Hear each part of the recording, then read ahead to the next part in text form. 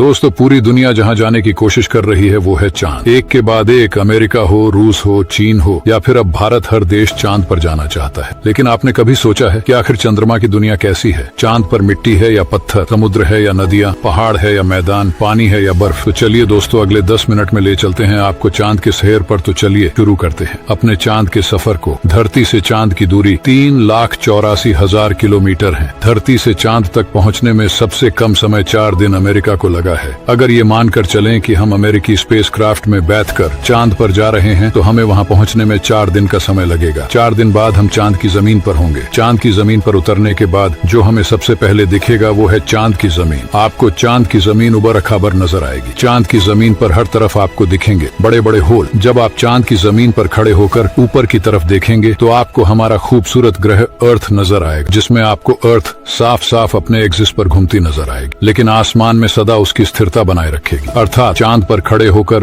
अर्थ को कई वर्षों से अगर हम निहारते रहे तो वो अपनी जगह से टास से मस नहीं होगी। चांद की ग्रेविटी अर्थ के मुकाबले 6 गुना कम है, यानी चांद की जमीन पर जाने के बाद हमारा वजन 6 गुना कम हो जाएगा। यदि अर्थ पर हमारा वजन 60 किलो है तो चांद की सरफेस पर आपका वजन केवल 10 किलो ही रह जाए, यानी चांद की जमीन पर उतरने के बाद आप अपने आप को काफी हल्का महसूस कर रहे होंगे। आप इधर उधर आसानी से उछल पाएंगे। इसी कारण नील आर्मस्ट्रांग जब चांद पर चल रहे थे तब उछल उछल कर चल रहे थे, क्योंकि दोस्तों चांद पर अर्थ की तरह चल पाना संभव नहीं है। चांद पर नील आर्मस्ट्रांग और उनके साथियों के कदमों के निशान आज भी चांद पर मौजूद है, क्योंकि वहां पर हवा नहीं होने की वजह से वे निशान मिटे। फिर थोड़ा चलने के बाद जब आप चांद पर इधर उधर देखोगे तो आपको बहुत सारा कचरा, बैग, पेपर, बहुत कुछ टूटा फूटा सैटेलाइट और यान मिलेंगे। ये सारा कचरा हम इंसानों